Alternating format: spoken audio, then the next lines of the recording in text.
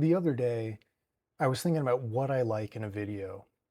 Doesn't matter if it's a commercial, a news broadcast, or a YouTube video.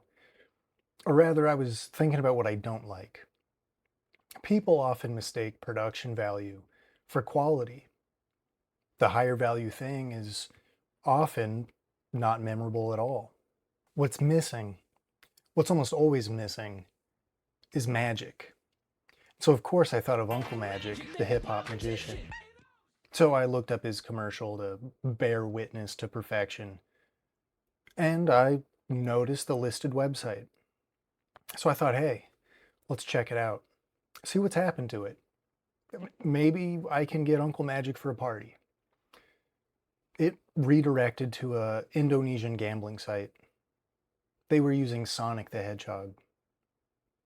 And I want to be clear that I'm not using the word magic loosely here. I mean it literally. There's a property that certain things have.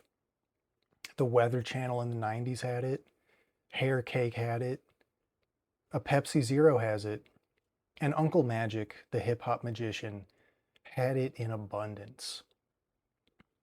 Most things don't seem to have it at all. Most things you look at and they look back at you with nothing. But some things, you look at them and something looks back. Meister Eckhart has a word for this. He calls it istigkeit, the isness. Eckhart believed that the divine ground is not somewhere else, not in a separate location that holy things point toward. It's present in all things, always, without exception.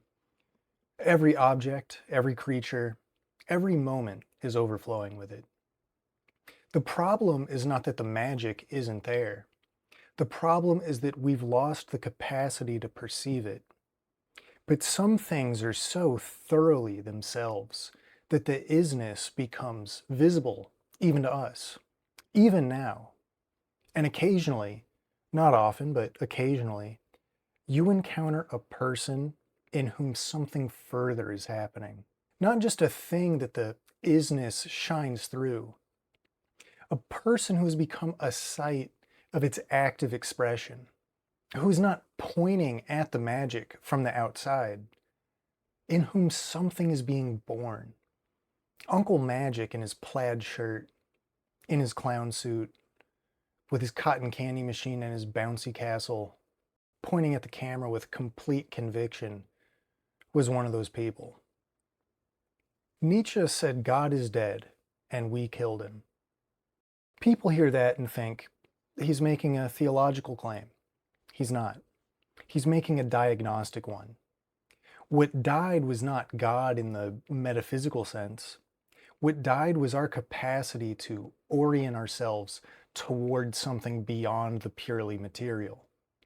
We built institutions, values, ways of seeing that systematically close off the very faculty by which something like istigkeit could be perceived. We didn't lose the magic. We constructed a world in which the magic can't be seen. And Nietzsche was terrified of what came next, because the death of that orientation doesn't produce freedom. It doesn't produce clarity. It produces a specific kind of emptiness. A world full of activity and noise and motion that's not going anywhere, that doesn't mean anything, that can't mean anything because the faculty by which meaning was perceived has been methodically dismantled. You can fill that emptiness with anything. Gambling, hedgehogs, anything that produces the sensation of significance without the substance of it. The domain doesn't stay empty. Something always moves in.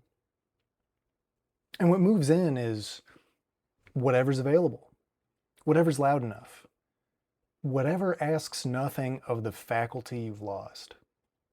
But the world keeps failing to stay closed.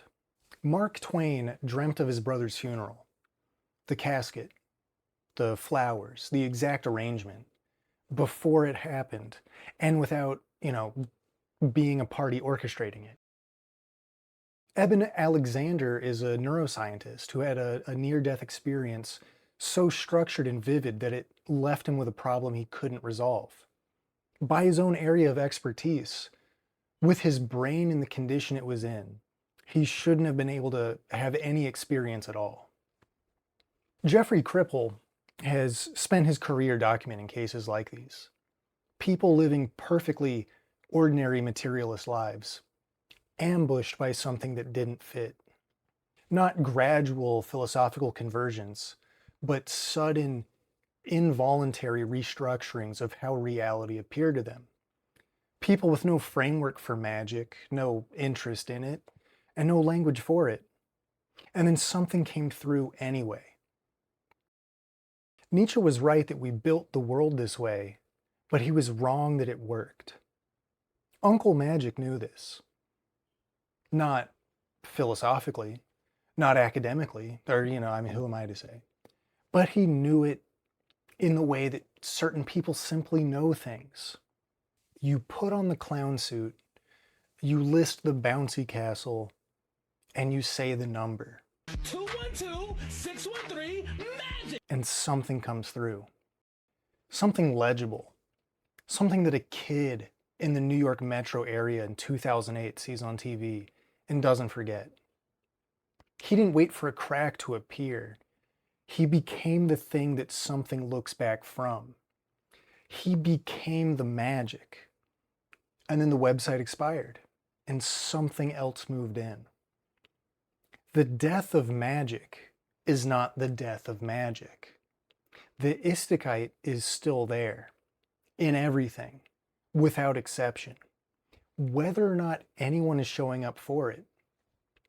The domain expires when nobody renews it. That's all that happened. The question is not whether the magic exists.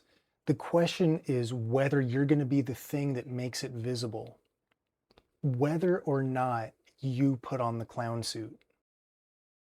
Who's your favorite uncle? Uncle Magic!